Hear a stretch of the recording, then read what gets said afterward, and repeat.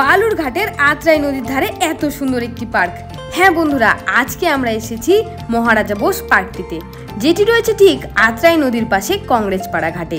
বালুরঘাটের প্রাণ আমাদের এই আত্রাই নদী, আর এই পার্কটিতে বসেই সূর্যাস্তর সাথে আত্রাই নদীর আসল সৌন্দর্য উপভোগ করতে পারা যায়। সপ্তাহের যেই দিনই হোক না কেন, মনে হয় বিকেল হলেই একটু বাইরে ঘুরে আসি।